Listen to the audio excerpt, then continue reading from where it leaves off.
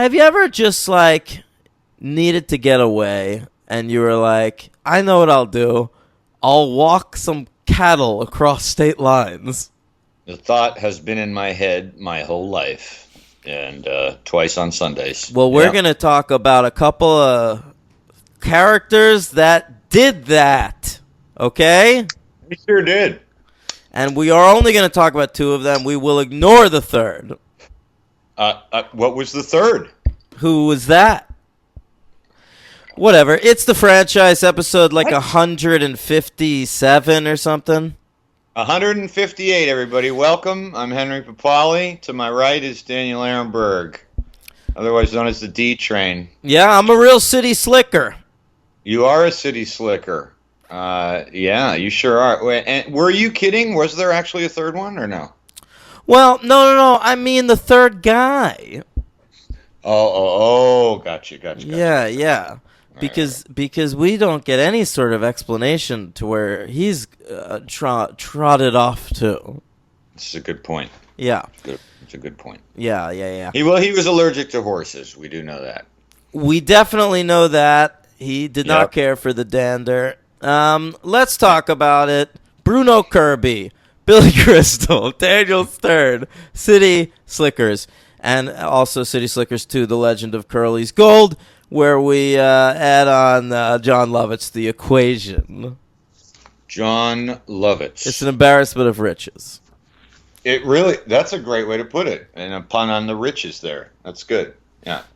Let's talk about it, Henry. Let's get right into it. The first city, well, maybe even before that, let's look at the macro. These are films starring Billy Crystal, okay? Yeah, they are. William Jefferson Crystal. And he is, at this point, a top Hollywood star, Henry. This is true. I didn't realize that City Slickers was his follow-up to When Harry Met Sally. I didn't realize that either. Yeah, right. Because, Crystal, he had some star power. He was on SNL, I remember as a kid I watched Soap. Soap. I watched a lot of Soap. Really? Yeah. The whole thing, I think. Wow. And did you put that on your ranks? I did. So did I. Okay. And so he was always around, but I think When Harry Met Sally really launched him into the stratosphere, made him a major leading man. All right? Yeah. And this is how he chose to follow up that success, a rancher comedy.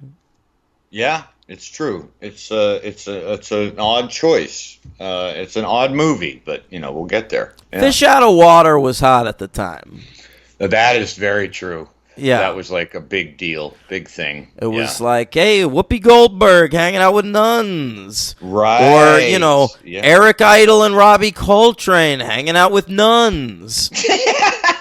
or perhaps like Tim Allen and Kirstie Alley hanging out with the Amish. Oh, wow. Yeah. Or like Harrison Ford hanging out with the Amish. There you go. Yeah. Right. Just keep spouting movies that are at least 5 to 10 years apart. That'd be. I like that. Listen, all those movies I mentioned were absolutely within the years of 1985 and 1997. I know. No, you're right. You're right. Yeah. So it's a rancher comedy with a script that he loved by Lowell Gans and Babaloo Mandel. We love saying their names. They were two of the hottest screenwriters in Hollywood, believe it or not. Well, I wanted you to educate me a little bit on both of them, because I know about Splash and League of Their Own, but yeah. They come from the world of Ron Howard, Henry. Okay. He met them when they were writing for Happy Days. They went on to co-create Laverne and Shirley and Joni Loves Chachi. All right. And then they wrote Night Shift and Splash for Ronnie Howard. Well, those are two really good movies, and they wrote Spies Like Us. With that, Gung Ho, They had a career for a good bunch of years where I feel like once a year they'd have like a big movie out. Here we go. 1988, Vibes. 1989, Parenthood. Then City Slickers, League of Their Own, all right? Multiplicity, Father's Day, EdTV, Where the Heart Is, all the way up to Fever Pitch and Tooth Fairy. Wow. All right, they created a sitcom that only ran for one season that I watched every episode of called Hiller and Diller. Okay. All right, that was Henry. Phyllis Diller? No, Hiller and Diller were played by Kevin Nealon and Richard Lewis. Oh. All right. Two guys on their own in certain specific contexts I find very funny. Sure. And here was the theme song, Henry. I remember every word. All right. This is Ted Hiller, and this is Neil Diller. Together they write a TV show. These are the Hillers, and these are the Dillers, and that's all you need to know. Wow. How about that? How about that? A 1995 shitty sitcom theme song committed to memory. Pretty good, pretty good. I was trying my damnedest to remember the theme song to Soap, and I couldn't remember it, but I'm sure it was embedded in my brain for a long time. Sure. Yeah, we talked a lot about Soap in college. Really? Yeah, it was one of the early comedies to really, experiment with the form. It's had a spin-off too, right? Benson? Sure did. Watched the hell out of that when I was Benson a kid. was a lot more traditional, but also pretty fun. Robert Guillaume, right? Boy, I don't remember, dude. That's Benson, right? Robert Guillaume. Oh, yeah, that's the actor's name? Yeah. Okay. Yeah, sure. All right, so those fellas wrote it. They got Ron Underwood to direct it, and he was fresh off of Tremors at the time. Oh, great movie. Yep, that was his first big movie, and he followed that up with City Slickers, another huge movie. He was the hot shit, and then he followed that up with like 5 bad bombs in a row. All right. And so that just killed his fucking career. He did Heart and Souls. Sweet. Which fucking nobody saw. He did... Is that Downey? Downey Jr.? Yeah, Downey's in there. All right. Speechless. Ooh, Keaton and Davis. Tanked. Followed that up with Mighty Joe Young. Oh, yes. That did okay, I think. But then, Henry, this is the one. You can't recover from this. Uh-oh. The Adventures of Pluto Nash. Ooh, Death Warrant. Horrible, all right? And he kept working. You know, he did an Usher movie here. He did an ABC Family Christmas movie there. Right. And now he pretty much works in TV. He directed an episode of Fear the Walking Dead this season. Really? Yeah. Weird. That's what he's doing. Okay, all right. Still employed. Oh, still working, buddy. Yeah, I mean, give him that. All right, so that's the creative team behind this piece of art. And it was released June 7th, 1991. It's a Billy Crystal movie. We're putting this baby out in the heart of summer, expecting audiences to show up. And guess what? They fucking do, bro. This was huge, man. I couldn't believe it, man. Yeah. I saw this in the theater. I know I did, and yeah, but I don't remember. I mean, this is like, what were they choosing between seeing this and The Rocketeer? I'll tell you, I was choosing The Rocketeer. But on a budget of $26 million, this made $180 million. Wow. It came in at number 5 at the box office for 1991, right after Silence of the Lambs and right before Hook. Made more than Hook. Well, I'm glad to hear that. Okay. Yeah. It won some Oscars. Fuck. Yeah, I knew that, and I was just listening to your captivating voice, and yeah, sure. What was that Oscar that it was up for there? Oh, here we go. Yep. Complete everybody with possible ads. which I think have become a highlight of the Oscar theme here, right? Yeah. You're a zombie. This is a zombie for Orbit ad. Oh, zombie, just like Ron Underwood's episode of Fear the Walking Dead.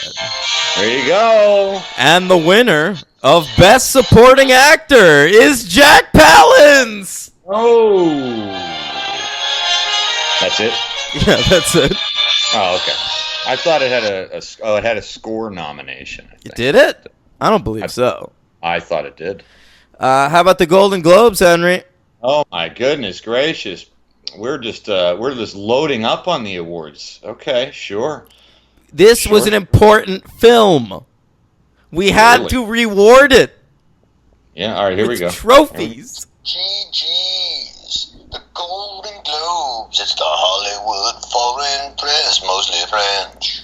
All right. All right. Jack Palance won the supporting actor trophy over there as well. Wow. Okay. Billy Crystal was nominated for Best Actor in a Comedy or Musical, and he lost to Robin Williams for The Fisher King.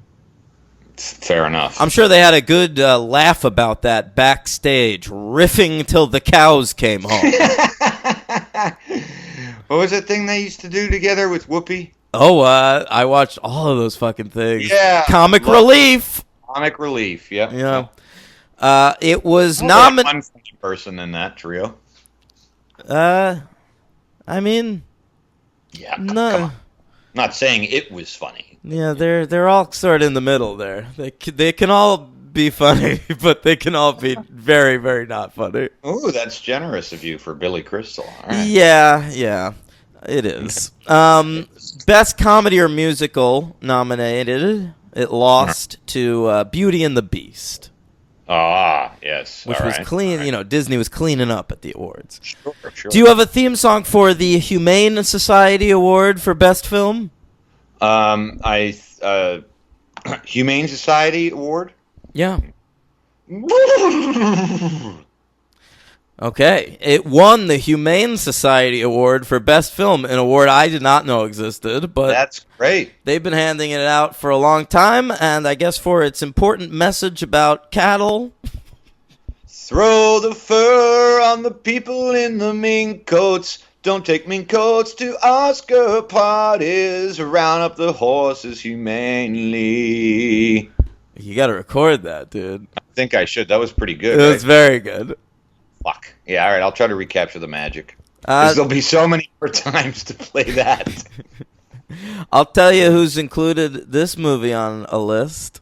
I think I know. Can I just go ahead and try? And see if Sure. I could be wrong, and we'll fix it. But I don't think I am. Here we go.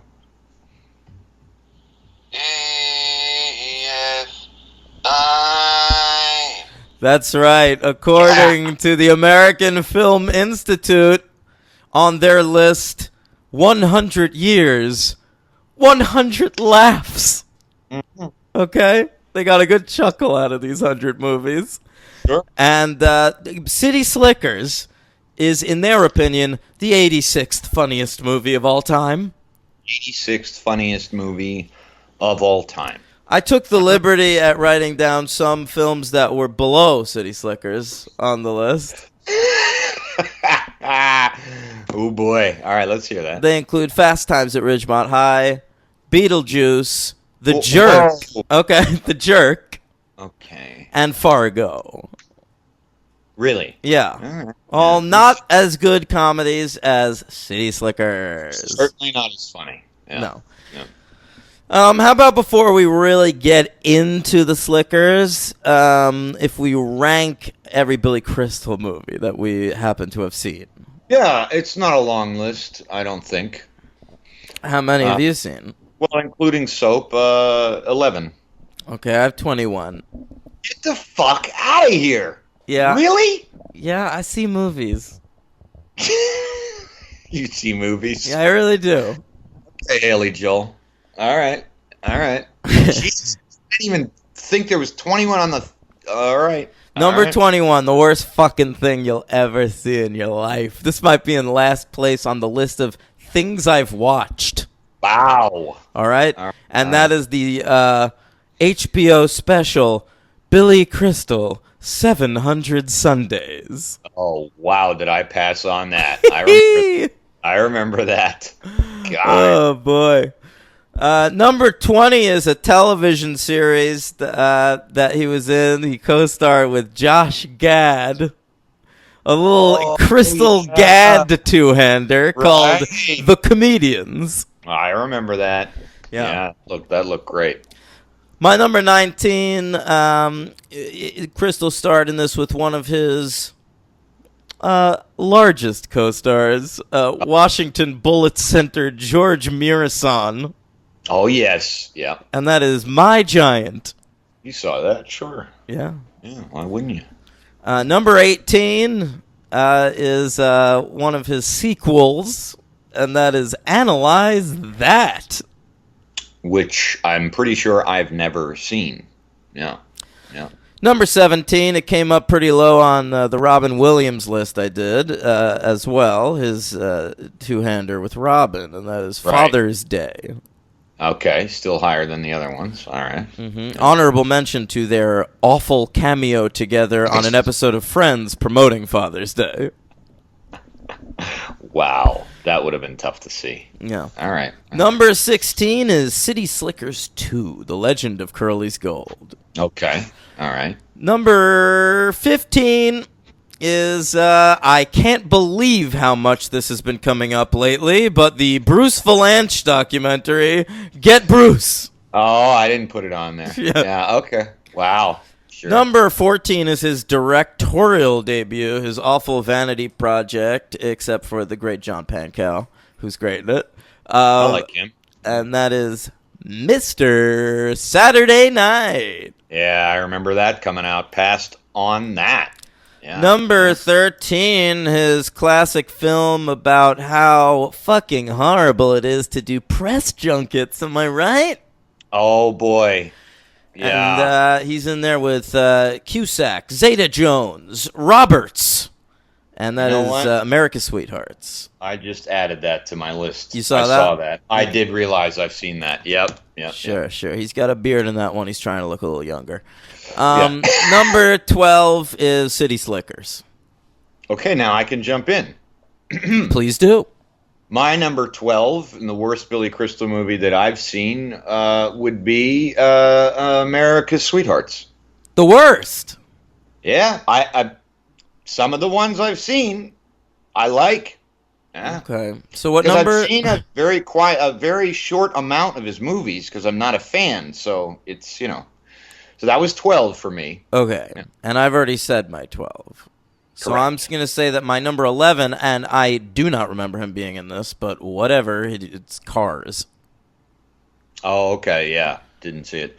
My number 11, basically through nostalgia, but I guess reinforced that you say it's a good show, but it's still 11. Maybe it should.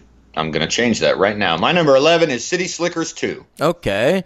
My number 10, top 10 Billy Crystal movies. There you go. Is another one he directed that's a little better than Mr. Saturday Night, largely because of Deborah Winger, and that is Forget Paris. I didn't see it, but that's what I've heard. It's got some real cringy NBA cameos in there, though.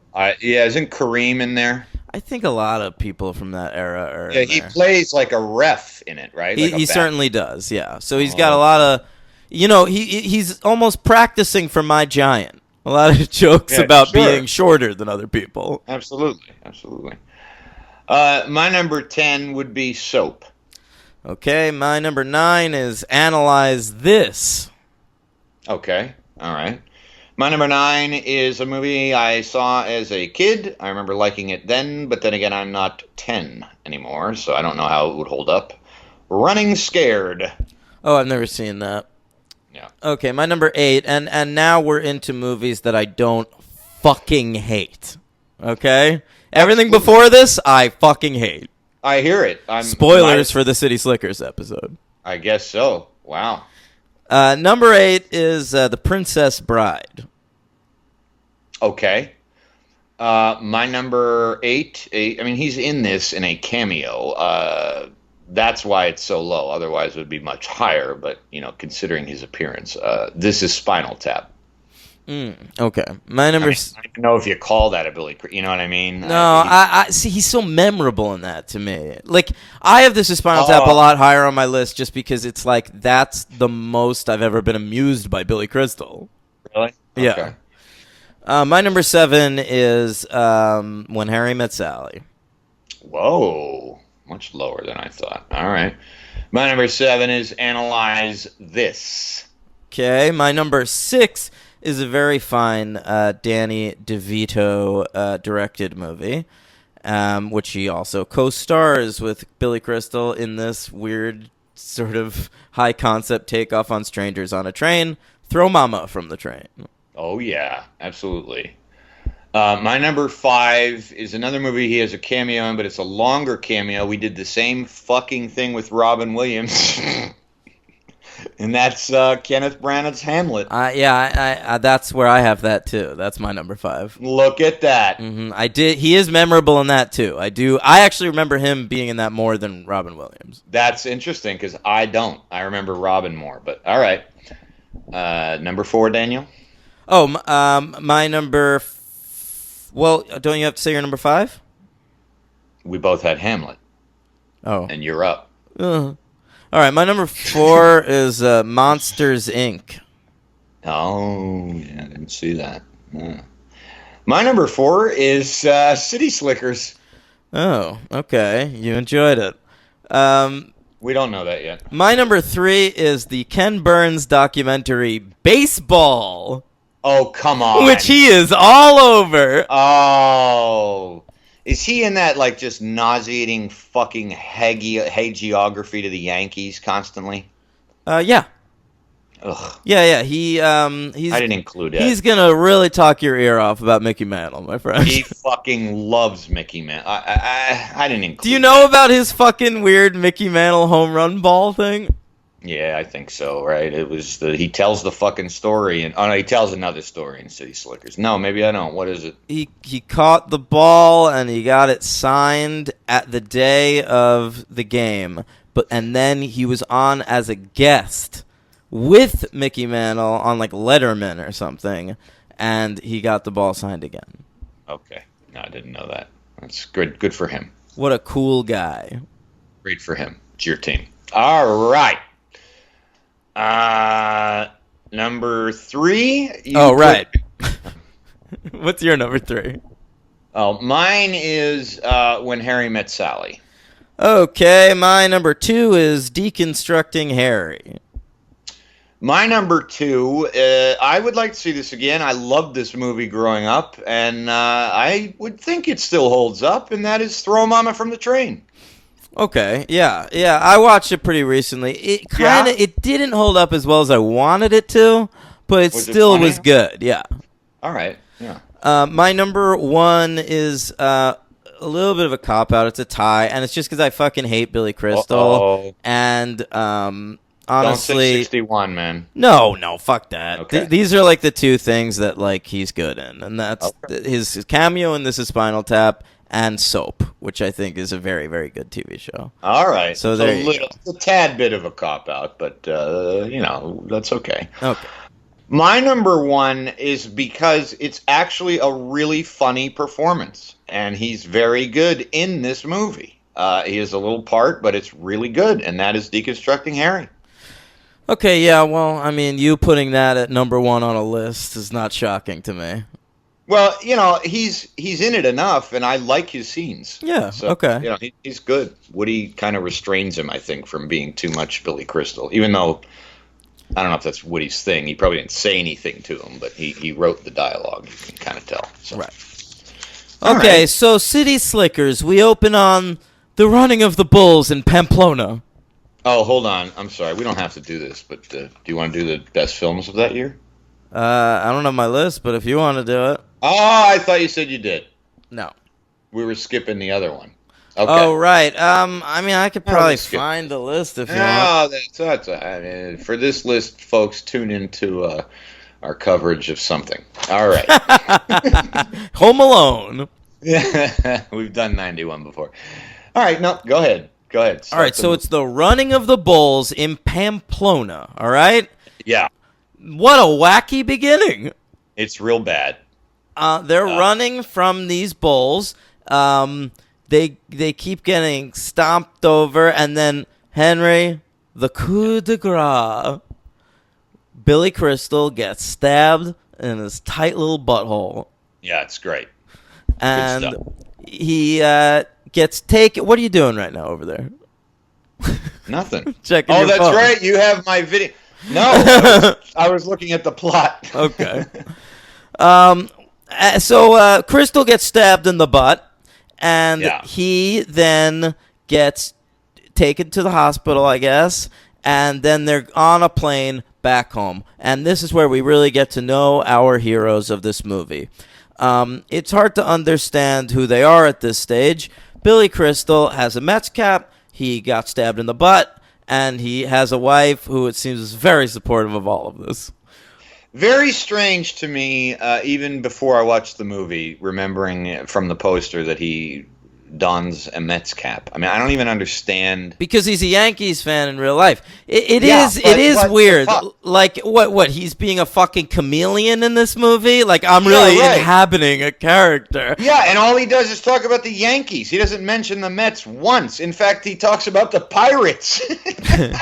If you're Billy Crystal and you get a script where it says you're wearing a Mets hat the entire movie, just tell them, I'm going to wear a Yankees hat.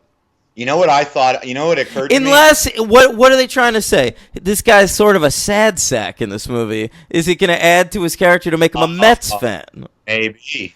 But the Yeah, Mets that's- just won the World Series like 5 years earlier.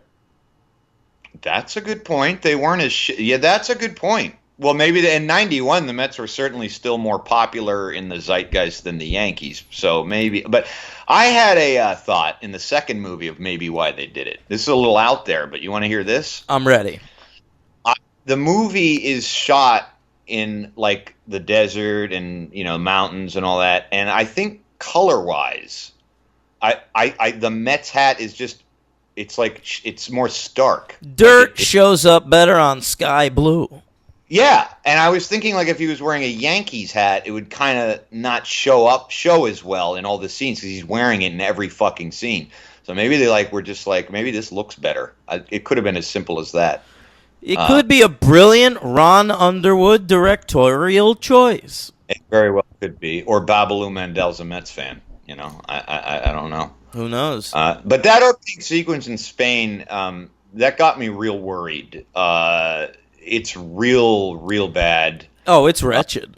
It's wretched. It's not funny. I hadn't seen this movie maybe ever since the first time I saw it, and I was getting worried. But Yeah. more on that later because I think the movie sort of gets a little better. All right. Well, we'll get there. So besides Billy Crystal and his supportive wife, we've got Bruno Kirby, who I was very confused about for most of the movie. He starts off, he's wearing a chef's hat and an ascot. So I'm thinking like maybe he's like an effete gentleman and he's a chef. So the whole movie I'm thinking that's what he is. But then it turns out he's also a ladies' man. He's got kind of more of a New Yorkie accent, and he's not a chef. He runs a sporting goods store. Right. See, that's interesting. That didn't confuse me because he's dressed like all the Spaniards in the opening sequence. They're all wearing that same beret and everything. I don't think I understood that. A chef. So you thought like that was his just regular outfit that he just like walks around in? Yeah, I was like, who is this kook? I thought he was Sure. going to be like the weirdo of the three, The but wacky he's one. really not actually because he is like No. a more of an emotional arc. Daniel Stern is the weirdo. Yeah. Yeah. Yeah, and although he's more grounded in the first one, he gets to kook out a lot more in the second one. Sure does. But yeah, he is married and not very happy about it. All right. No, Arlene. Yeah, she's a real shrew. She's a great, well-rounded character. Yeah. For a wife, real nice. All the wives in this movie are either fully supportive and happy for their husbands to go to any fucking bullshit male ennui getaway. But like the Male line weed. Or it's the wife who is like, barely a person, just like a fucking demon living in their house. Or a supermodel that's 20 years younger than. Yeah, but she's incredibly supportive. Oh, very much so. Yeah. Yeah, true. So that's what goes down, and then we get some sweet animated credits. Yeah, that was dispiriting too. No, I was on board then. I knew. I thought of you instantly. I was like, oh, Dan's going to at least love this. The second I saw that little cowboy with the tall hat rolling his lasso around, I was like, I'm in. Yeah, the 10-gallon cartoon. Yeah, it was like Weekend at Bernie's, right? And it was maybe just like that. Things. Got me right back in there. I think Mannequin maybe too. Then, where it's 1 or 2 years later. 1 year. 1 year later. So it's getting to be that time. They're maybe going to go out for another adventure again, right? Yeah, absolutely. But this time we're not going to bring the fucking wives, dude. No. Yeah. No. It's guy time. It's bromance time. And we're going on a 2-week cattle drive. But before that, we're dealing with Billy. Billy Crystal is the impetus for this because he is depressed. Very depressed. Now, he is, a rich white man with a beautiful wife and a healthy family living in a lovely apartment in the middle of Manhattan. Yeah, that's hard. That's got to be hard on anyone. Okay, and he has a nice, steady job in a field that he actually cares about. But Henry, it's tough being him. He's just not feeling it, man. He's, as Jeffrey Tambor says to him, you're just not giving me stuff I can use anymore. So instead of just fucking powering through like a person, getting his ass on some, I guess, Prozac at the time. Yeah, it should have been. And going to see a therapist twice a week.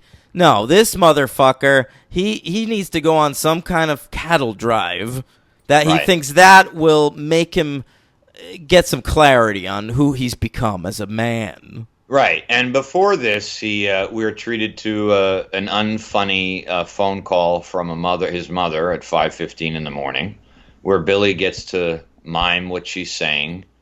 It's garbage. That's pretty bad. And then we get a birthday party where we get to meet Lisa Simpson, who comes in and turns out she's fucking Daniel Stern.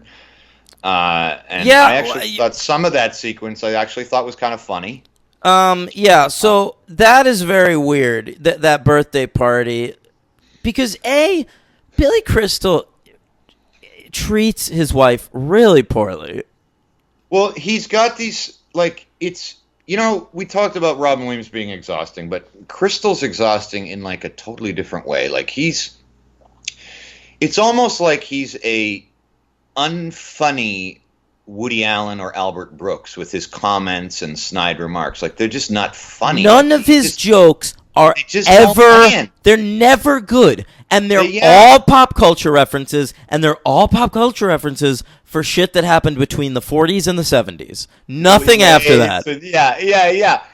Yeah, they're just his timing is just bizarre. Like we'll get around to it eventually, but even a lot of moments in the movie that I saw as potentially funny, his timing is poor. Like, he's not a reactive. He doesn't have good reactions. It's just he just wants to say his little line, and it can be a little frustrating. I would say as a comic, he's the least of the three. I think I'd agree with that. Yeah. I did want to point out the first sequence where I did laugh was the take your dad to work day, or take your dad to school day. I thought that scene was really funny. I thought it was very natural. Mainly the construction guy, that fucking actor, I believe his name's Robert Costanzo. I thought that was very funny. Oh, yeah. He plays Joey's dad on Friends. Okay, there you go. And there you go. And like just the laughter of the kids was just very funny. It was like very real. Not I mean, he's exaggerated. It was Italian. fine, Very but you've exaggerated. seen that fucking scene in so many things, Oh dude. yeah, but I just thought it was like the funny. It was funny to have like the kids laughing because that's exactly what they do anytime he says anything a little blue. It's just I thought that was very funny. I don't know. And then of course in that classroom we meet Donnie Darko, don't we? Yeah, Jake Gyllenhaal is playing Billy Crystal's son, making his film debut, Henry. Film debut. Yeah. Yeah, and it's fun to see him. He's got his spiky hair, and his sister is played by Billy Crystal's daughter. I didn't know that. Yeah. I didn't know that at all. Yeah. Okay. Jesus Christ. She doesn't look anything like him. No, wow. no, but you say that because she's attractive?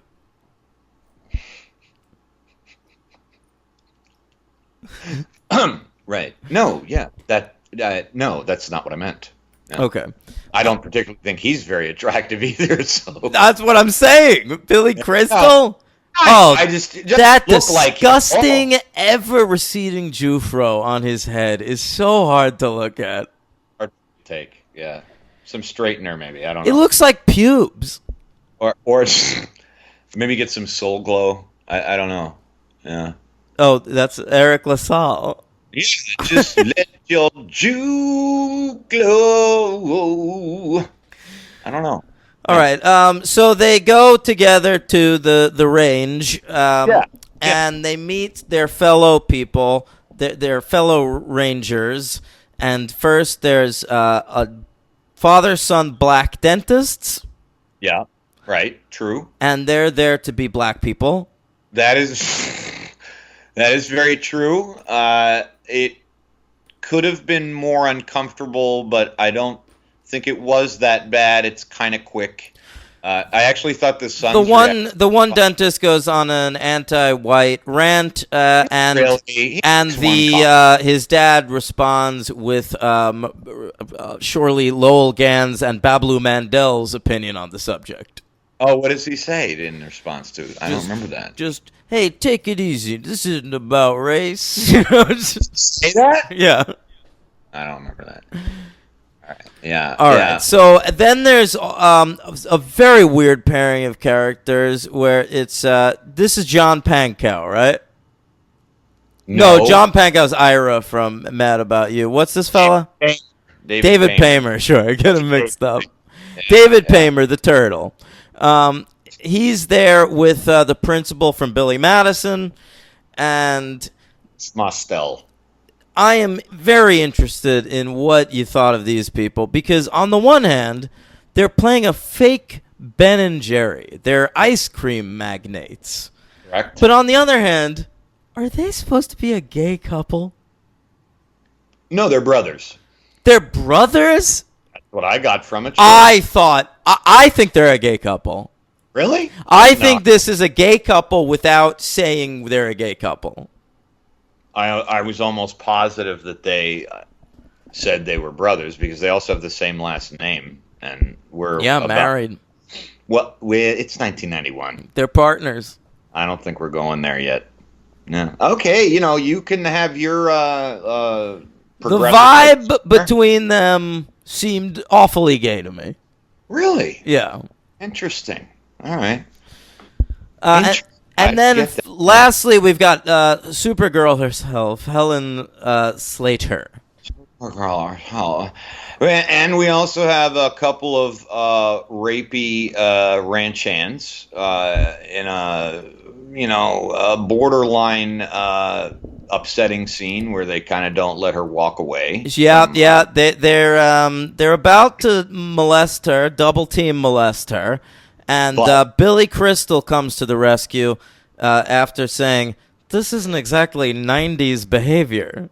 Oh, my God. And then in 1991, we were so quick to say that kind of thing. Yeah, I had the same thought. That's so funny. I had the same thought. I was like, well, first of all, this is being filmed in 1990. Yeah. So...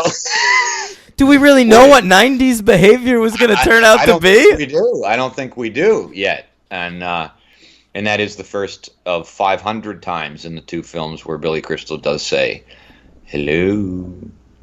Okay, I don't remember that. Now, this bothered me a little bit in hindsight, Henry, because at this point, Billy Crystal saves Helen Slater from these. Well, he doesn't, though, really. Remember? Who does? Curly, right. Curly comes in and scares them.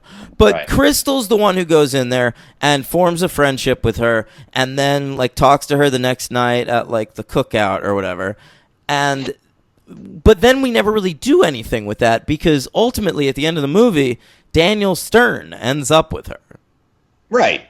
But well, I mean, right. Okay. So let Daniel, like, why aren't we at this using this point in the movie to set up Daniel Stern's relationship with her? Why are we wasting time on Billy Crystal's relationship with her just because he's the star of the movie?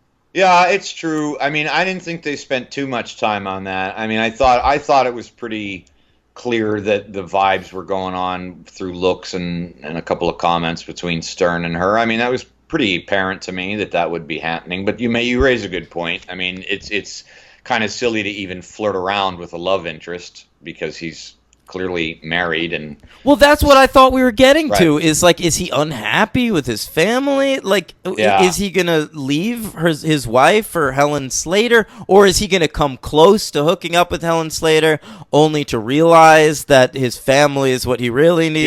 Yeah, it didn't go that way at all. No, we just ignored it entirely, and at the end stuck Stern and Slater together because they were the two single characters by that point. Correct. Yeah. Yeah, but all right, I'll just say it so this will help out with the. I ended up liking this movie. I know you did, Henry. You're not hiding this fact. I'm not hiding it. Yeah, I think it was another one.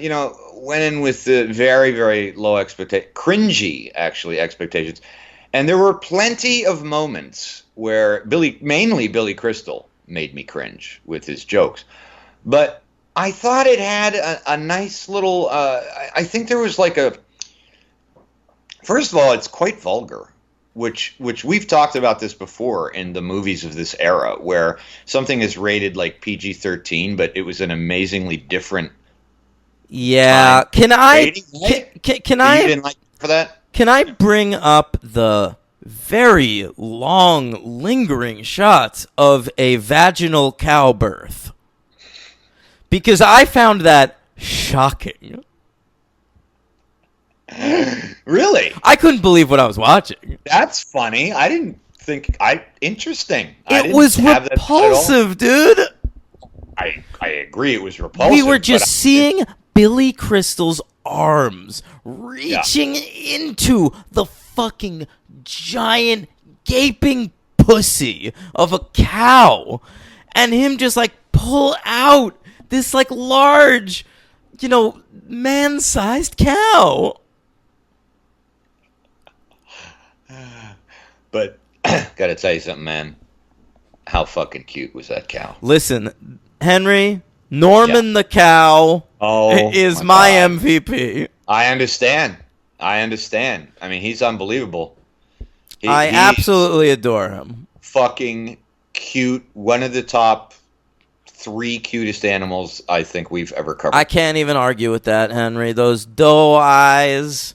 You really felt for him. Anytime he was in trouble, I was like, you stay the fuck away from Norman.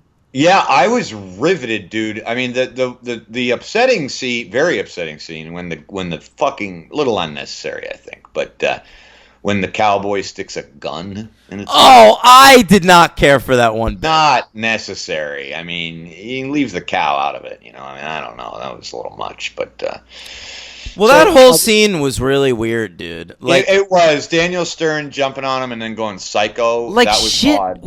got really real. Like I didn't remember like Curly dies halfway through the movie. I didn't remember that either. They're left stranded in the desert with these mongoloids. But see, I like that. I think that's the part of the movie that I wasn't expecting. You know what I mean? I thought it was going to be all goofy shit all the way through with Billy Crystal, close-ups of Billy Crystal screaming and then the camera zooming into his mouth. Here's what I would have liked. But some of the peril I actually liked it. I thought it was good. I mean, the river sequence I thought was really but it kinda ends. But it ends with Billy Crystal shooting a perfect lasso. I know, dude, but it's fucking. You get enough training, I guess. Of course, I know. It's just lame, dude. It's a little fantasy. It was a little amusing movie. I didn't go nuts for it. I didn't hate it, dude. I'm not like sitting here talking smack. Okay, I'm just pointing out the various and sundry ways this movie sucked. No. I'm with you. I understand. Believe me, because it was one of those movies that was like, I felt like I was watching it. I was watching it like going up a staircase, like step by step by step. And every step I took, I wasn't sure if it was broken or not. Like as it paced along, I was like, I kept going like, oh, that's good. I like that. Oh, that's I know bad. what you mean, man. That, yeah. I remember when the show Girls first came out. That's how I used to watch that. It was like a rickety staircase, and it's like passing a series of tests. And I didn't pass that test for Girls. No, yeah. I know, but it kept passing tests for me. Yeah, sure. Okay, that's how you felt. Yeah. This one passed, but not to exceeding any kind of greatness. But I really liked Bruno Kirby. Ultimately, I thought Crystal, once he kind of shut up a little for a while. When did that happen? Not much. I thought Jack Palance was really good. I was prepared to think he would be insufferable, but he's actually pretty good. And I liked Daniel Stern somewhat, although I found him in real hardcore Home Alone mode. And I didn't find him that way until the second one. Really? Yeah. Well, I don't know, but I guess I liked. I thought I thought the three guys' friendship, whilst full of just male bonding stereotypes, I did think it was funny, and I think Bruno Kirby was particularly funny in it. What did you think of Palance in this? He's in it for like 20 minutes. Yeah, he's not in it much. We felt the need to give this performance awards. I have to say, I was thinking about it. I thought about it last night, and we had brought up once. I don't know what we were ranking, but you know what it was? We were doing the 91 Oscars, or 92 Oscars, sorry, and when Hopkins won, and I think we were talking about quality versus quantity of screen time. But when you think about that, like Anthony Hopkins is interspersed throughout that movie, so it really does qualify as a supporting actor. I mean, Palance is really like when he came into the movie, I was like, oh, all right. Obviously, he won supporting actor because he's not the star, but he's in it through the whole movie. And then when he died, the movie that he's in is City Slickers. That doesn't often matter, though, does it? The movie. Of course it does, motherfucker. Do you know how fucking hard it is to win an Oscar for comedy? That's true. It's true. But how the fuck? I mean, for years they've been threatening to do this. Like they nominated Melissa McCarthy for Trainwreck and whatever. Trainwreck. No, I mean Bridesmaids. But like they were talking about maybe Amy Schumer for Trainwreck. They were talking about maybe nominating Crazy Rich Asians this past year. Every so often there's this move like we should nominate more comedies. And I agree. And this is what they choose. They're like, not only are we going to give Palance the nomination, this guy's winning an Oscar. Yeah, I mean, I can see, as you know as much as I do, the Academy's full of shit. So it could have been a sympathy vote. It could have been that the movie made a shit ton of money for a comedy. I mean, I think those were factors. I don't remember who he was against. I mean, that would be interesting. I looked it up, and honestly, it was no one that good, but it shouldn't be him. Okay. All right. It's ridiculous. I found his one long monologue deeply, deeply weird. Where the one thing? Yeah. He says that he's been in love once, and he describes this encounter, and it's with a girl he saw once. and Right. never spoke to. And all he says is, I saw her, she was wearing a sundress, and she stretched out her arms to, do a big stretch. And I didn't say hello, and then I walked away. And in that moment, I loved that woman. And it's just like, what? I took one thing away from that story about the redhead, that evidently Curly is a virgin. But that's not true. Oh, right. He says he's had many women, right? Yeah, he specifically says that. He's just never been in love with any of them. I'm sorry, but right. But all the fucking beaver shooting this guy must have done over the years, and this one fucking lady with a sundress, like, are you fucking kidding me? Yeah, you'd think one of the prostitutes he visited at Ye Old Whorehouse would have, maybe caught his eye. Every man, the first day of summer, when the women switch from the winter clothes to summer clothes, have a couple of women they gawk at and get a nice little boner for. Yeah. But, we don't remember them 70 years later. That is a very, very astute point. Or 7 hours later, or 7 minutes later. Yeah.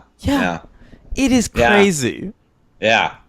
Interesting. Yeah. It's the one thing, man. It sucks. And they act stopped it, but he's doing it to me in the fucking video. The one thing they act like it's the most important revelation of Billy Crystal's life in the second one, and it's just like he barely knew Curly. He knew him a day and a half, and then he died. And when he died, I'm thinking better movie, Henry. Weekend at Bernie's. This guy. Just carry him around. Just make it this movie. The cattle only recognize Curly, so they can't herd the cattle without Curly. So they pop him on to Daniel Stern's horse. There you go. You got yourself a comedy. Well, you would have 5-starred that shit. That's right. Yeah. And then you got an easy fix for a sequel, Boombox.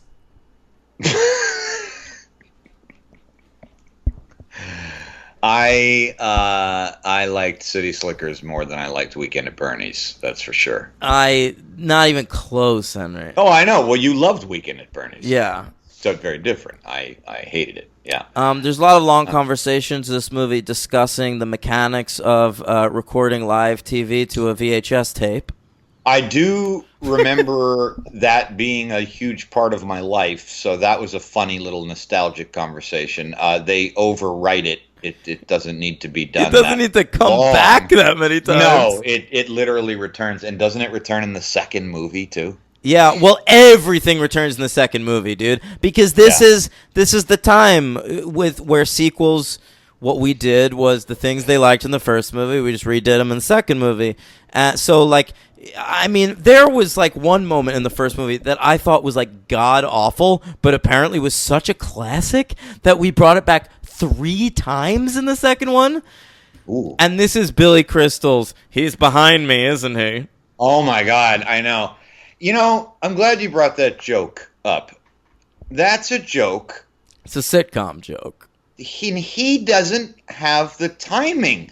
I just kept focusing on his timing because I was trying to figure out, what is it about Billy Crystal besides the jokes that aren't funny?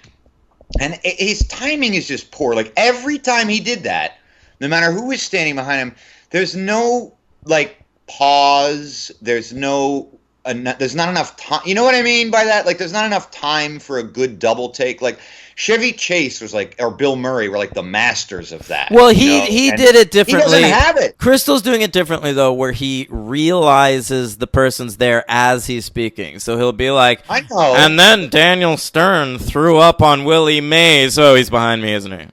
Right. It's too... That's exactly right. But it's just like too quick. It's not necessarily something that wouldn't work once, maybe twice. But like you said, over and over and over, and he doesn't deliver. I don't know, man. Billy is just not.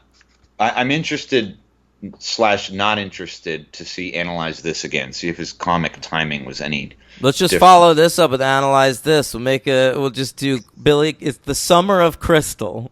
Oh God, no!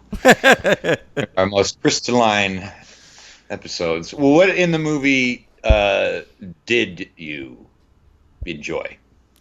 Like you said, I thought the what's it called? The chemistry between the three guys was pretty good. Crystal and Bruno Kirby at the times were friends in real life, and they soon would not be.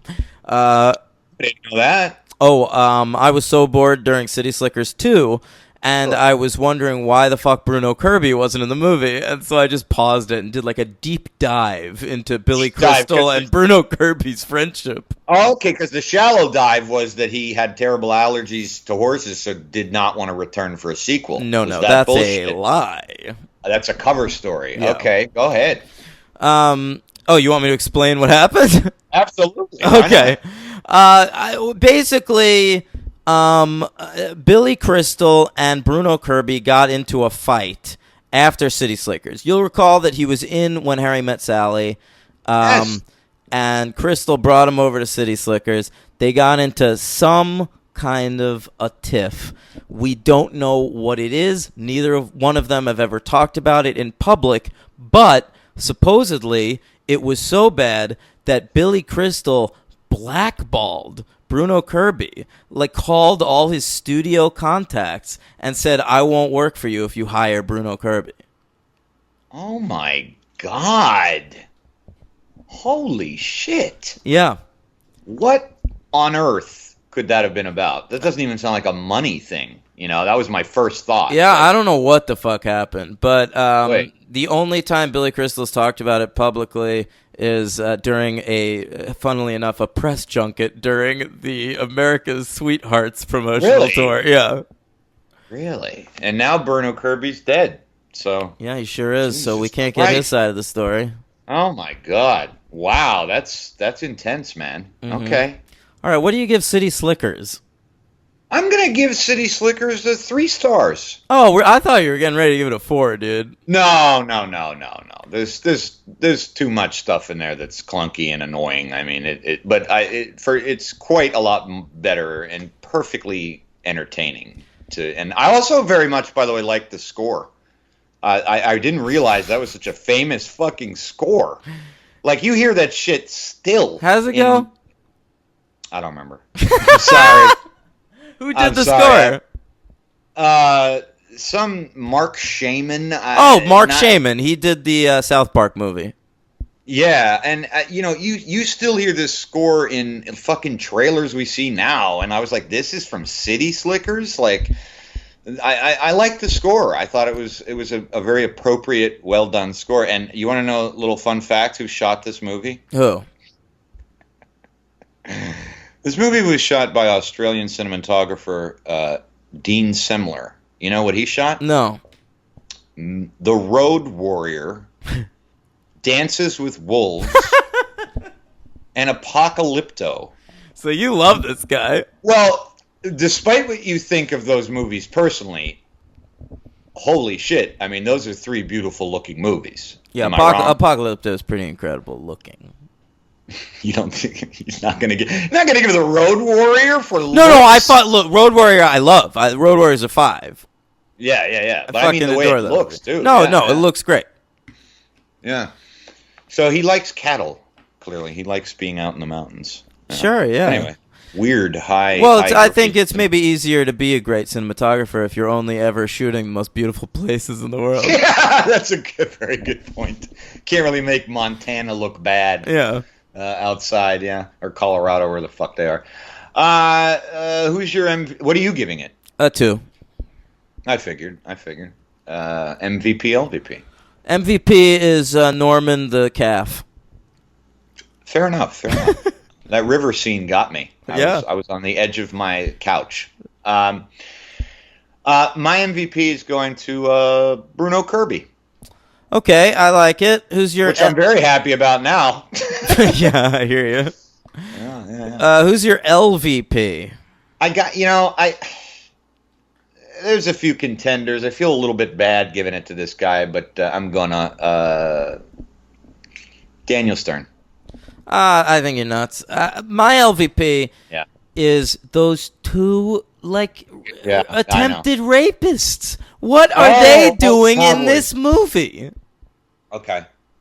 This is a light-hearted movie, you know?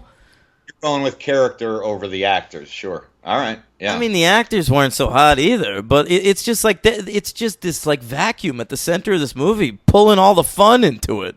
It's very strange. It's a very strange idea. Okay, that's interesting.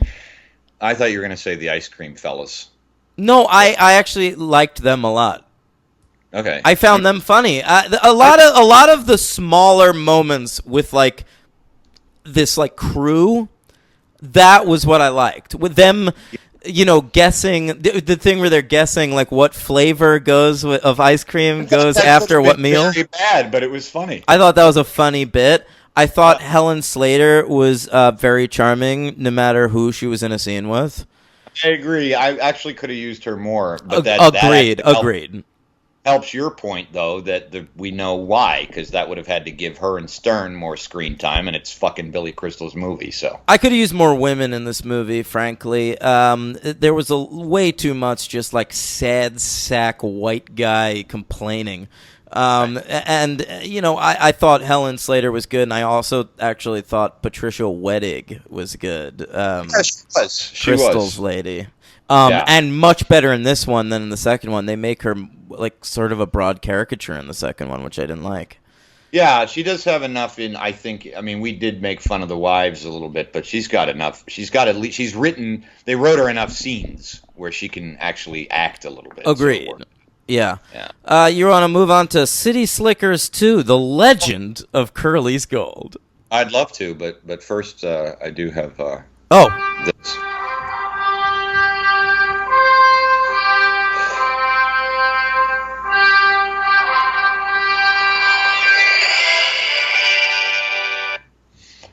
I'm sorry to say this, Dan, but there are 9. How is that even possible? You tell me. I wasn't happy It's myself. City Slickers. First of all, there's only like 10 people in this movie. Yeah, and almost all of them were in some shit, so let's get going. The second one is easy. It's just 3. Okay. Yeah. So here we go. Off the bat, Helen Slater. Supergirl. Obviously. There you go. Also played in a Batman animated series. She played Talia al Ghul. Right. In Smallville, she played Lara L. Yeah, I remember that. In the new Supergirl TV series, she's in it, playing Eliza Danvers. Yeah, you'd almost have to, right? If you're going to do a Supergirl series, put Helen Slater in it. Yeah. And in DC Superhero Girls, Superhero High. Oh, boy. The cartoon, she played Martha Kent. So she's really knee-deep in the... Wait. Mm-hmm. Wait, your mom's named Martha, too? One of the biggest glaring omissions in the history of the franchise, our non-discussion about that scene. Remember that? I know. I can't believe we forgot to talk about that. Kind of like that. Number 2, of course, Jack Palance. What was he in, Dan? Something we covered. Yeah, he's in Batman. He plays what, Grissom? Yeah, Boss Carl Grissom. Yeah. Also, Tracy Walter, who played Cookie the drunk in this, the stagecoach driving drunk. Remember him? Yeah, that guy's not so great either. I like that actor. The actor he's a good character actor, one of those faces. Oh, yeah. Well, he was in the same Batman. He played Joker's main henchman, Bob. Oh, who knew? He was Malak in the 1982 Conan the Destroyer. And in the Teen Titans cartoon, he played the Puppet King. And in the Justice League cartoon, he played Mofir. Okay. Jeffrey Tambor is in this movie. He, of course, played Crazy Quilt, that great Batman villain in Batman Brave and the Bold. Sure. And in Batman Animated Series, he played a character named Crocker. But most importantly, in the first Hellboy movie, and the second one, he played a character named Tom Manning. I did not recall that. Yeah. David Paymer was in the new Batman Adventures playing Frank, very famous. Justice League, he played Nomad. And in my favorite David Paymer superhero account, he was in Howard the Duck playing Larry. Larry the Turtle, I assume. I would imagine. I don't know. Mm-hmm. I haven't seen Howard the Duck. Bill Henderson, who played the black dentist father. Oh, yeah, he plays... Wait, am I wrong about this? Larry, I don't know how you would know this. Okay. Wait, what is it? He played Antoine Maury in the 70s TV show, The Incredible Hulk. Oh, that's not what I'm thinking of. What'd you think? You know what? I got confused for a second. I just saw in something else that dude who plays, J. Jonah Jameson's partner, Robbie Robertson in Spider-Man. Okay. Yeah, All so right. that's what I thought we were talking about, but he's not. Oh. Yeah, All right. go ahead. 3 more to go. This Really? guy, I'm surprised. This is one of the rapey cowboys. This guy was played by an actor I would think you might have heard of, done a lot of television. His name's Kyle Secor. Oh, of course. Yeah, he is, of course, Duncan Kane's dad on Veronica Mars. I knew you'd know him. Yeah. All right. Well, he's also in this current series, The Flash, playing Icicle. Oh, yeah, he's one of their dads. Okay. Yeah. Of course he is. It's the DC Yeah, universe. yeah. Obviously, he's a fucking dad. All right, 2 to go. Robert Costanzo, who played the construction worker in the classroom, was in. This is easy. This is very funny too. In a whole bunch of Batman cartoons, understandably so, he played Harvey Bullock. Is he Bullock in like the main animated series? He is in. Yeah, I believe That so. makes so much sense. Yeah, that's Right? him. Yeah, All right, and- this superhero count was worth it for that for me. Oh, look at you! All right, and Mask of the Phantasm and all. Yeah, okay, so he's Bullock. He's Harvey Bullock, which makes perfect sense. Yeah. He also was in Lois and Clark playing a gun shop owner. He was in the Spectacular Spider-Man cartoon playing Sullivan Edwards. Don't know. That's a villain. I can't remember which one. Okay. And in the live-action Dick Tracy, he played Lips Manliz's bodyguard. Okay. And last but not least, Ugh. Jake Gyllenhaal. Mysterio. That's right. Yeah. There you go. Upcoming. folks. Upcoming in the Spider-Man movie I am actually looking forward to. Oh, good to hear it. All Yeah, right, they're out let's of talk school. about it. City Slickers 2, The Legend of Curly's Gold. Of course, honestly, one of the great sequel titles of all time, Henry. I think this is second among movies we've covered only to Breakin' 2 Electric Boogaloo. Really? Okay. I really do believe that. I think the top 3 best sequel titles of all time are Legend of Curly's Gold, Breakin' 2 Electric Boogaloo, and Teenage Mutant Ninja Turtles 2, The Secret of the Ooze. All right. The wordy ones. Yeah. But isn't Electric Boogaloo kind of in a fun, awesome way? And the other 2 you mentioned are just shit. No, Legend of Curly's Gold? That's a fun, awesome title. Oh, Say what you will about the contents of the film. I thought you were being ironic. I love that title. All right, fair enough. All right, so Billy Crystal has joined Lowell Gans and Babaloo Mandel to write this picture. So did. he's got more of a creative stamp on this bad boy.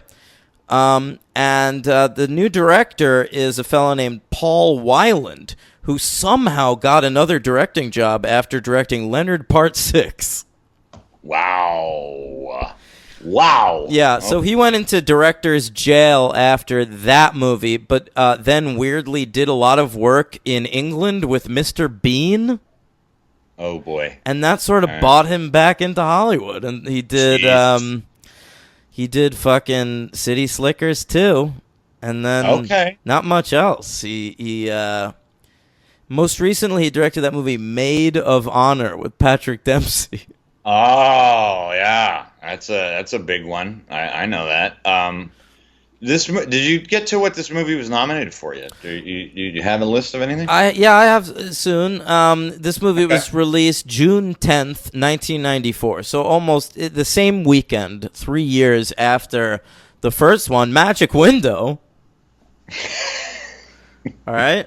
A budget of $40 million, almost doubling the previous budget. Not a great idea. No. And a box office of $43 million. So this probably lost a bit of money. Came in at number 32 at the box office, distant from its number 5 showing in the previous one. And that is, it made slightly less than Time Cop and slightly more than the live-action Jungle Book from that year.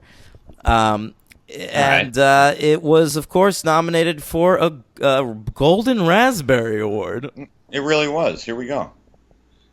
It's the raspberries, no razzmatazz. All we're lacking is a little pizzazz, 'cause it's the golden raspberries. It's the worst of the worst, not the best of the best. It's pizzazz gone raz. Great stuff. Great stuff. This movie was nominated for Worst Remake or Sequel. And inexplicably it lost to Wyatt Earp, which is actually a pretty good movie. Wyatt Earp. That's the fucking Costner movie, right? Is it? It's the one that's not Tombstone. Right. I confuse some of those 90s fucking ways. I know Tombstone's great, but there's one with Jeff Bridges too. But no, I think this is the Jeff Bridges one, I think. No, I don't think it is. No. Wyatt Earp's the movie we brought up on this show. When you visited me, it was on. What's the Jeff Bridges one? That's the one with Ellen Barkin where about he plays Wild Bill. Yeah, yes. You're right. Yeah, this is the Costner one. This is the Opus Magnum. Oh, so this isn't very good. It's also right, like 3.5 hours long. Right, I was surprised to hear you. Yeah, right. Excuse me, I was thinking of Wild Bill. So, this movie opens on Billy Crystal. He's out in the desert. Again, you're like, how'd he get there? He is standing at Curly's grave, which has the name Curly engraved into it, which I was like, when did they have time to do that on the trail? I don't remember them doing But it doesn't matter. It's a dream sequence because then a zombified Curly comes out of the grave and grabs Crystal. Crystal wakes up. We get the classic mom calling on the birthday bit again. And we get the classic running the camera through his mouth bit before that. We get the classic Billy Crystal telling his wife that her mother is a stupid bitch. Right. That's in the first movie a lot, and then again in this one. Right. And then we get some more animated credits. You were at least in for that. But these were animated to the high heavens. I gotta say, I preferred the first one, in which it was just a generic little cowboy guy cartoon. Yeah. In this one, we're trying to adhere more specifically to the plot points and the character traits of the City Slickers guys. You'll recall at one point he takes his cowboy hat off. There's a Mets cap underneath there. All right, didn't like it. Yeah. It's he's now 40. He's 48 in real life. Exactly. Is that right? I looked it up. I wanted to look it up, and then I just didn't get around to it. I was like, "There's no fucking." He doesn't look fucking 40. Like in the first one, he's playing 39, and I think he was like 44 when they made the movie or something, and it's like a little bit more believable. By the time of this sequel, where only a year is supposed to have passed, but 3 years have passed in real life, Jesus, dude. Yeah, he's not one of those actors that can pull that off at all. No, and he aged quickly and badly. Agreed on both fronts. Yeah. Yeah, he's a doughy motherfucker now. So what happens? What's next? Say hey, my lunch. Right. So he is. If you might recall in the last one, he was working for a radio station selling airtime for commercials, and he was freaking out because it's not what he always wanted to do in life. and he has this little midlife crisis about it. Now, this is 1 year later, and he's running the station. Yeah, everything turned around to the point where he is literally the head of the board. He bullshitted his way into the top job at that by just telling everybody the one thing theory. That's right. That's how he got it. He told him the one thing, and he said hello, and that was it. Yeah, and he got Daniel Stern a job. Right.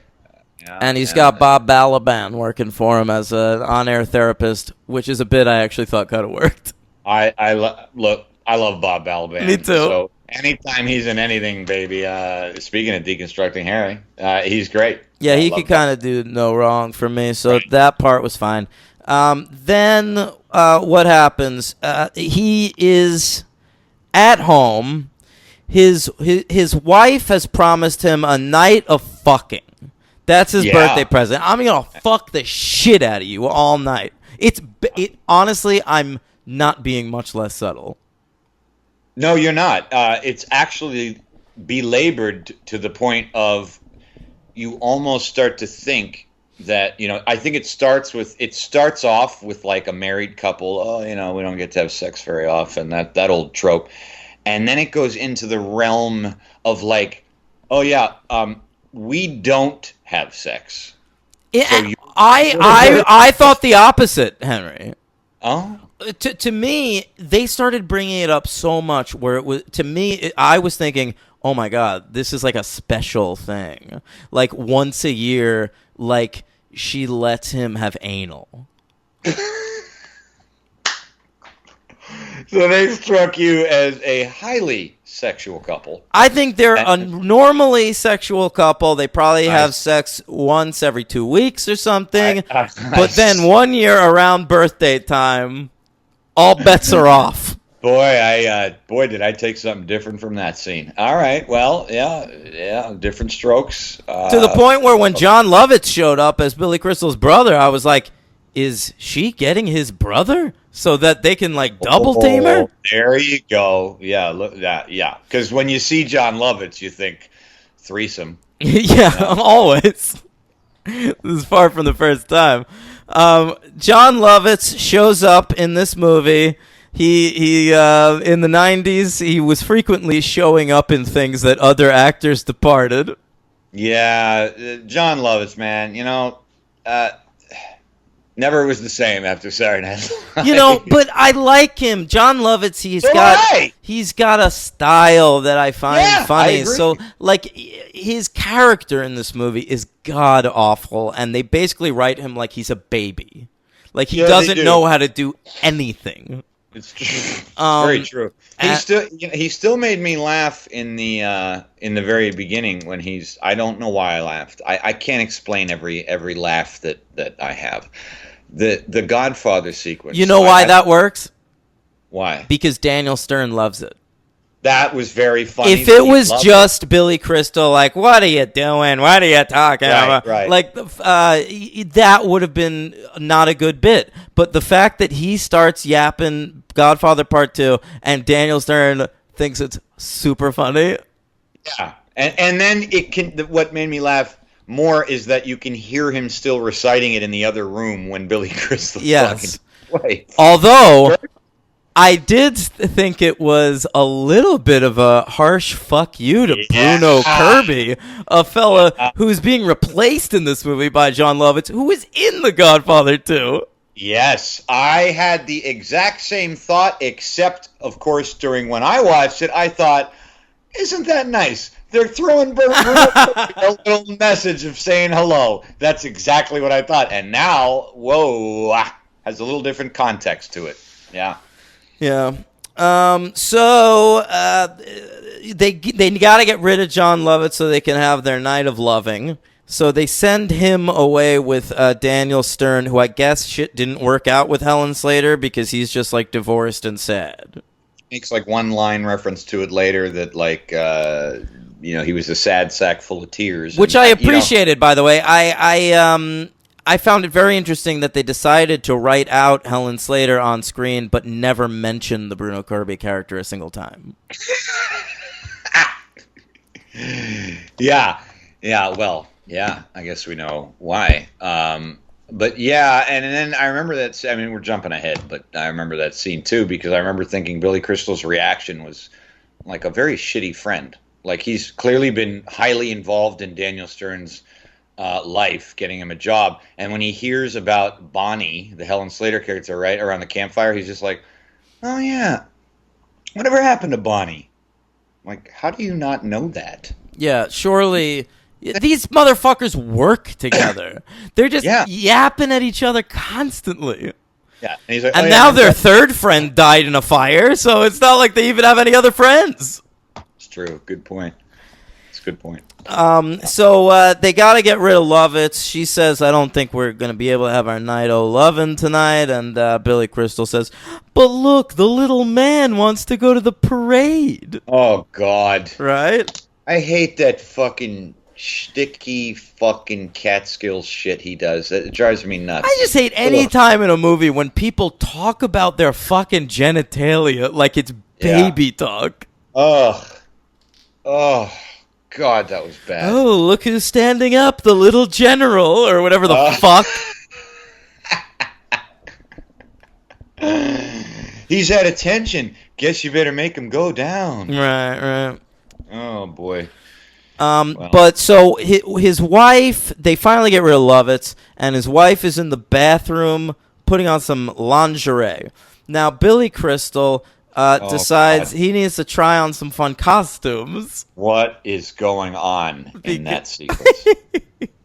And so finally he goes into his closet. He puts on his cowboy hat, which is actually Curly's cowboy hat. He took it off of a dead man, apparently. Yes. And he tears back.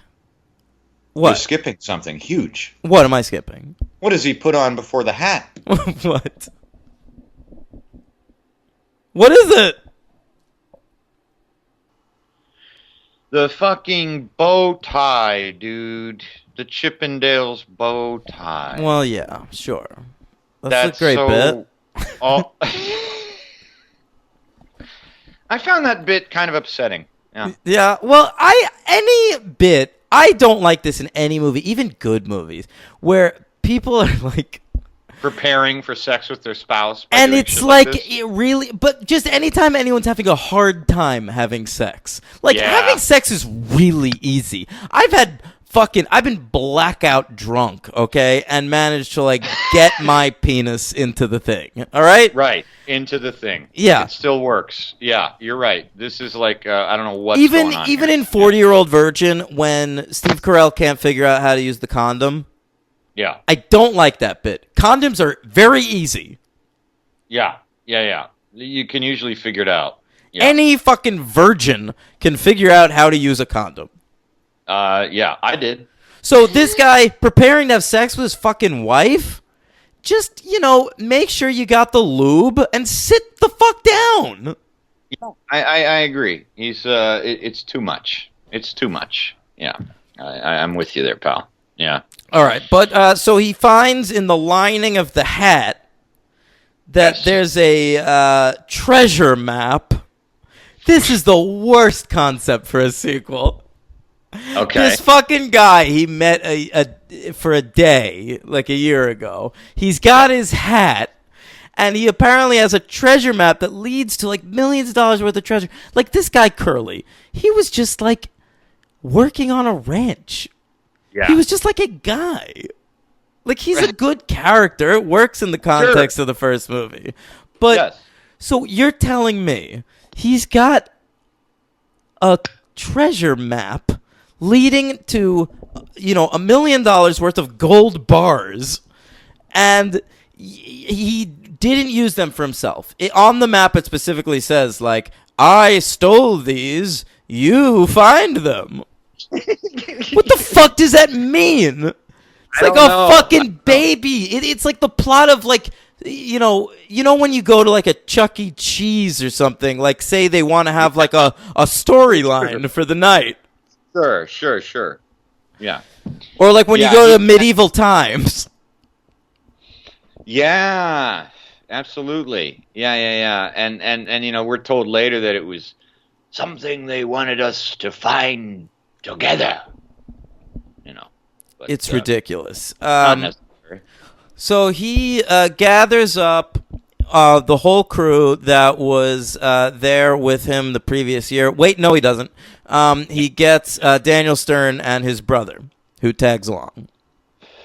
Yes, he does. He gets, yeah. This time the wife isn't quite so patient, right? He lies to the wife, says that he's at a conference. He's going to Vegas. Yeah, and he brings his cell phone. His plan is he's going to, communicate just via cell phone and lie to her throughout the entire time. But then they get caught into a horse stampede, and it gets broken. Yeah. Right. What was going on with that sequence?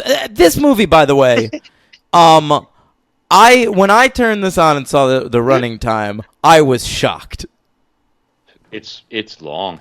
It's an hour and 55 minutes. Yeah, it's long, man. And I always do my Henry subtraction there, so I was like, all right, it won't be that bad because there'll be 10 minutes of credits at the end. No, there's not. No, it's like 151 of actual movie. Yeah, there's a lot of movie. And because all the bits are just bits from the first one, but long and lingering. And leaving time for the audience to go, oh, I remember that. Right, exactly. Minus any emotional bits that might have been effective. This goofy, well, there's no stakes. What are the stakes in this movie? They're looking for gold. Yeah, they don't have to find it to like rescue somebody or something. They don't have. They just go out for the shits of it and find it. Either they're going to find the gold at the end of this movie and become millionaires, which is a ridiculous way to end the movie, or they're not going to find the gold, but they'll learn a little something about themselves. I read Ebert's review of this movie. It was pretty fucking funny, and he said Billy Crystal was waiting years for the right script, and he should have waited longer. Good one, Roger. That's a classic Ebert line. It kind of is, yeah. So we get this sorry excuse, right? I mean, he's got a twin brother. Boy, they expended a lot of energy on that. Oh, well, you skipped one of the greatest parts of the movie, Henry. Oh, what's that? When Daniel Stern goes to pee behind a rock, and he thinks he gets bitten by a rattlesnake. So then he freaks out and gets on his stomach and is imploring either Billy Crystal or John Lovitz to suck the venom out of his butt. All right? And they say it like throughout the movie at least 5 times. Like, you almost, or will you, or you have to suck my ass. Because it's insane. They're treating it like it's this gay thing. And it's so gay to suck on the poison out of his ass. I'm not doing it. You do it. That whole thing. Gays in the military. Thoughts? Remember that line? Yeah, I did remember. That was odd. Very, very odd. That's a Clinton year line. Clinton years. Yeah, real good. Holds up. But Billy Crystal ultimately goes to suck the poison out of his ass, and it turns out that he was not bitten by a rattlesnake. What happened? He had a cactus spike in his ass, and the size of a fucking arm. Yeah. And Daniel Stern feigns. There's 2 times in this movie now it's occurring to me where characters are feigning dying, feigning death. It's very, very strange. There's a lot of weird stuff like that. I want to say that that I hated that scene especially because if like he was bitten by a rattlesnake, like get over your weird homophobia and just like suck the venom out of him. Just get the venom out there. Henry, I'm here to say right now, I'd suck the venom out of your ass. Oh, thank you so much, my friend. That's without even thinking. Yeah, if I was dying and you knew if we were in the fucking middle of a desert, and you just been bitten by a rattlesnake, and we knew that the way to cure that was to suck venom out of your butt, fucking fine.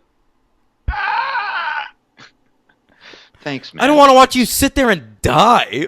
Yeah, That's one of the nicest things anyone's ever said to me. That's right. If listeners of the podcast should note that Henry and I made up on the Patreon. Oh, right. People who don't pay for us. Yes, they don't know that. Yeah. Wow, that was a great timing for that. Yes. Thus, prior to the reconciliation, there was the venom may have killed me. That's right. I was gonna let you die. We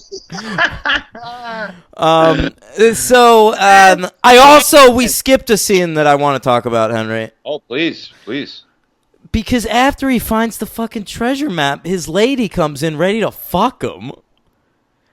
And Billy Crystal, fakes an orgasm. Oh, yeah. Just so that he can look at the map some more. Or did he? Or did he just hustle it up and then... I couldn't tell. It seemed like... He had to have faked it.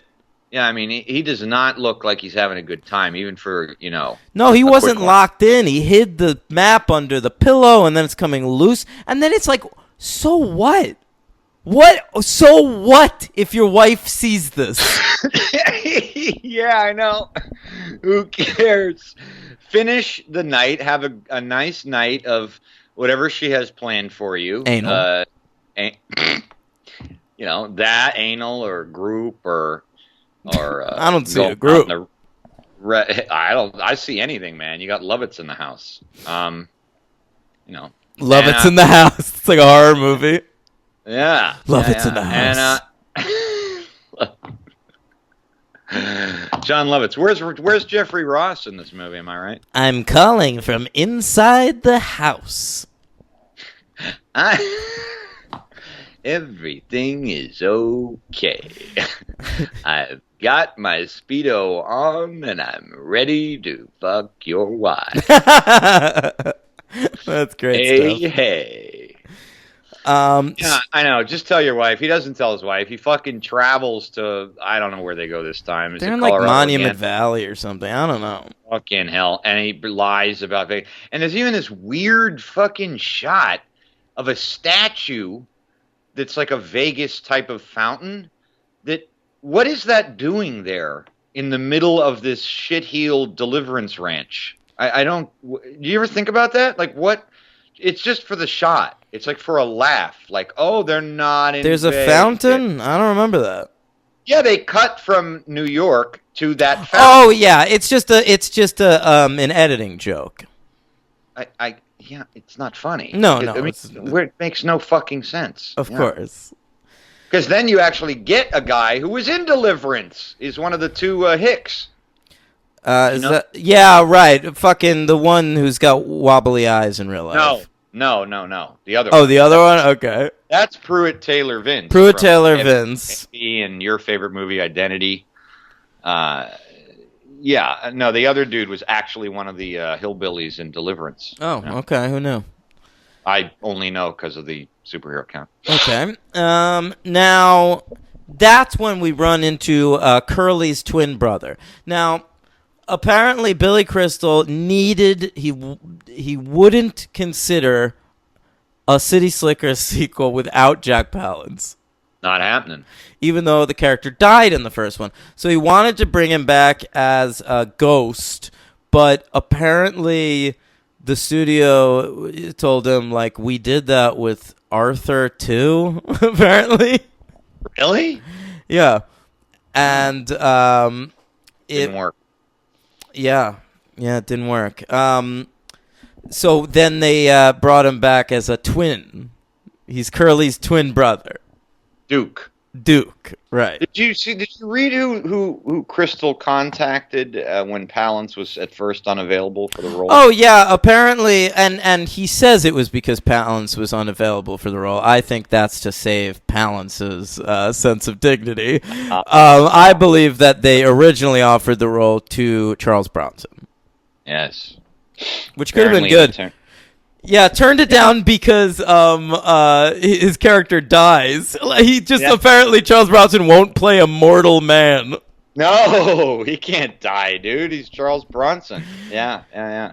Also, by the way, Rick Moranis was cast in the Daniel Stern role. That's right. And they apparently maybe even started filming with him or started rehearsing with him, and then his wife got cancer. Yeah. And so he took off. And he I didn't could've work seen him for in that. a long time. Well, that's not true. He did those Honey, I Shrunk the Kids movies. Right. Yeah. I could have seen him in that role. Yeah. Oh, easily. Yeah. Frankly, it would have made more sense because what they're looking for from that role is like a milquetoast weirdo, and Daniel Right. Stern's like actually not a bad looking guy, and like is not as weird as Rick Moranis. Yeah, it's true. Yeah. Yeah, it's true. Yeah. So they meet Duke, and very strange, very strange. I mean, he's essentially Curly. In every conceivable way, except the backstory that we get more than I needed, to be honest. Yeah, he works at a couple of lines pizza would've been parlor. He used to be in the Navy. Like, leave me alone. The land was Curly's life. The sea was mine. And then he goes on and on and on. Mm-hmm. And then we're supposed to believe that this fucking guy worked at a restaurant called the Happy Pirate. The happy I don't know. pirate? Oh, he's the pirate. Yeah. And but then at night, it's really cold. Billy Crystal goes over to him to suggest they huddle together for warmth. And he goes, "What am I up here with a goddamn musical?" Yeah. Which is a very weird homophobic slur. Oh, you forgot in the first one, dude. They What? dropped the F-bomb. Yeah, they for sure do. But I just thought it was. These movies are homophobic, pretty much. Oh yeah, absolutely. One of the cowboys says it to him. I Of think. course. They call Well, it- though that's another thing with those cowboys. That's why they were my LVP, because it's just like a fucking fun movie, and they're coming in here like, "I'm gonna rape you, you faggot." I'm gonna put a gun in a calf's mouth. Yeah. They're not even like goofy, funny bad guys who are just silly. They're just evil. It's Yeah. like uncomfortably evil in the tenor of that movie. But anyway, continue. Yeah, they're like, it's like something out of fucking Nocturnal Animals. Yeah, absolutely. They're like a Robert Blake in Lost Highway. All of a sudden, it's like I don't understand what's happening. Yeah. So they go through a lot of trials and tribulations, and they finally find their way to a cave. Yeah, a lot of trials and tribulations. A lot of scenes where they decide to go back, then not go back, and then somebody inspires them, and then somebody. A lot of Treasure of the Sierra Madre references. Yeah, He snuck in a "We don't need no stinking badges" for no reason whatsoever. That would happen at some point, and he also got to do his Walter Brennan impression. Is Billy Crystal one of the worst famous impressionists of all time? I think he is. Billy Crystal is Like, I think he's one of the worst celebrities ever that is known for doing comedy. Ah, okay. That's a slightly less specific, but I could lump mine in there. Yeah, with it. Yeah, I mean his impressions suck. Yeah, they're all bad. Nothing he does is fun. That's why he needs the crutch of blackface. Yeah, I think you're right. All of the impressions he's known for involved blackface. I think you're right. Yeah. He's just. I cannot connect to Billy Crystal. I don't know what's. He's just not fucking funny. I was watching a doc about Sammy Davis Jr. once, and they interviewed Billy Crystal in one of the talking heads, and I was like, "What a fuck you to Sammy Davis Jr." I know, right? I mean, what? Oh, is this Sammy Davis Jr. Didn't have to put up with enough shit? Oh my, he has to deal with this fucking guy. I think Billy Crystal is also top 5 worst Jews of all time. He's one of our worst Jews. Okay, I mean, I can't speak to that, but I mean, so that it's like him and Jared Kushner. Him and Jared Kushner, Harvey Weinstein. Yeah, he's pretty bad, I guess. Bad. So, like, it's not necessarily level of offense. It's just people you, Daniel, would not want representing. If These you are I don't want them on my team. Right. You would wish they were something else. Or if we went to another planet, you would not take them and say, oh, here's a representation of this culture. No. Yeah, I don't know. To me, it's the equivalent of like if like black people decided to like introduce themselves to an alien culture by sending out like Tyler Perry as Medea. I was just gonna say Tyler Perry. Yeah. You'd want more like a Stanley Kubrick or a Philip Roth to represent your people. A Seth Rogen or Seth Rogen. Yeah, someone who's like a normal person. Yeah, I would want for Italian. I would want Robert Costanzo to represent the Italian. I think that's a great choice. What fucking planet? I'm over to Tony's Pizza. Yeah, that's good stuff. That's a good idea. So they get into this cave. They find the gold bricks. Then, two Indiana Jones ripoffs right away. By the way. Oh well, they even reference Indiana Jones, like they know that's what they're doing. Yeah, because he says there's going to be like a boulder coming down. Right. There's two Raiders of the Lost Ark sequences. One where Billy Crystal's crawling underneath the stagecoach, and the boulder reference, and then in Temple of Doom, the fucking mine car. Yeah. That's right. Yeah, that sucks. That mine car with Billy Crystal coming down. Yeah, they separate and go down these tunnels, and they find the gold bars. And then there are these like two hicks that have been like chasing them. We mentioned them earlier: Pruitt Taylor Vince and the guy from Deliverance. And they get into this like weird fight. And they shoot John Lovitz, and it turns out to have only been a paintball. But it's like a shocking moment for like it's one of those movies where it's like I thought I'm watching this like silly comedy, and now like John Lovitz is getting capped. I bought it because these movies are so bizarrely. They have like tints of realism in them. So I was just like, oh wow, he's gonna fucking die. Yeah, and then you find out that it's not the Pruitt Taylor Vince and him. Remember, it's just two random cowboys that work for this. It's all a gag. The whole. Well, it's like an adventure experience of looking for gold, and the map that he found was a part of this, which was a startup that Curly was involved in. Which is really hard to imagine him sitting around, you know. And the gay Ben and Jerry are there. Right. And it's all, and I submit to you something, Henry. Did the movie The Game by David Fincher rip off the ending of City Slickers 2: The Legend of Curly's Gold? It's all a ruse. It's the same exact ending. Not. That's great though. You mean because it's all like staged? Yeah, because it turns out like, hey, you're here and you're here. Yeah, it's all part of the fucking adventure. That's just the ending, but nothing in the actual plot line is actually staged. Just the map. Nobody is like running. It's just the end where everything is fake. That's not true. The dudes that are chasing them, right?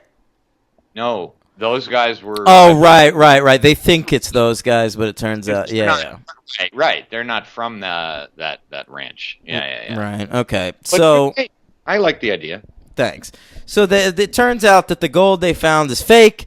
So Crystal goes. They all go back to the Las Vegas, and they've all been through something, and they love each other. And Lovitz and Crystal have made amends.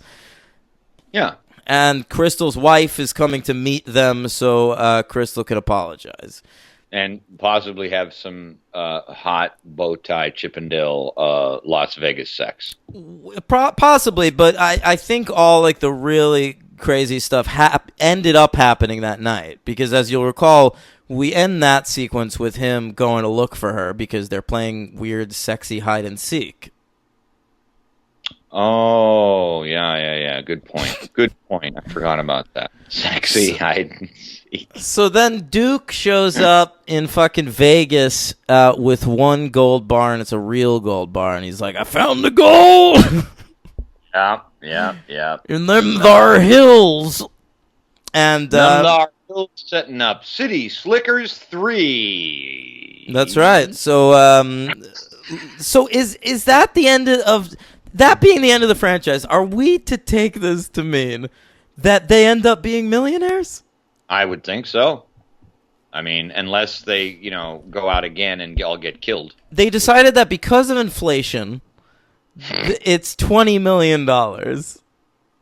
And they did that calculation very quickly, by the way. You're right. And Duke says that he is going to take half. So it's $10 for Duke and the other $10 million split between the three of them. That's the plan. That's the original plan. I feel like Duke has had a come to Jesus moment, though, at the end, right? When Because he loves them now. The one thing is honesty. So, actually, by the end of this movie, they've spent more time with Duke than Crystal. Duke should be more important to their lives. Absolutely. And so that we would assume they leave each with $5 million if they all get out. Yeah. Okay, so that's how it ends. Yeah. What do you give the movie? So it's kind of tough. I laughed a little bit. I'm gonna go with. I'll never watch this again. I'm gonna go with a 1. Okay, I'm gonna give it a 1 too. I thought it was badly made. This guy Paul Weiland can't stage a big sequence the same way that Ron Underwood can. Not that Ron Underwood's like a great director or anything, but I think there was resonant stuff in the first movie. I agree. Whereas stuff like the Stampede or the Mine Car really were ham-fistedly staged. Yeah, you're right. Yeah, I had been between a 1 and a 2 just because it's a little amusing, but ultimately, I mean, it sucks. It sucks. It's a terrible sequel, and that's what we do on this show, is rank sequels, and it blows. It should be noted, by the way, that the calf that he adopts at the end of the first one does come back in this movie, and we see Billy Crystal just on a jog with a full-grown cow. Yes, in New Rochelle, New York. I don't know if that's allowed up there. Oh, that's right. They've moved away from the city. They're living in New Rochelle now. Right. Which is the most accurate thing in any of these movies. I love it. Gotta love it. So we both give it a 1. I can tell you my LVP right away. I need a little bit of aid with my MVP. My LVP of the movie is Billy Crystal. Billy Crystal, just flat out going for it. I couldn't handle it. BC. Too much. I think I might go the same. I'm looking over the cast here, and no one's popping out at me. I'll go with Billy Crystal as well. All right. Fair enough. Who's your MVP? I don't know. I mean, I didn't have one, but maybe for that opening little sequence, love it. I don't fucking know. Bob Balaban. I was thinking of picking it, Bob Balaban.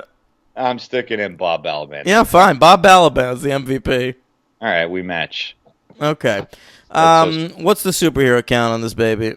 It's very short, a short 3. You'll be happy to know that one of them, I don't need to list his credits, because once again, ladies and gentlemen, one of our most frequent superhero people that recurs on this show, Frank Welker. That's right, Frank Welker played the voice of Norman the Cow. Did he? I didn't know that. They couldn't get, a real cow voice.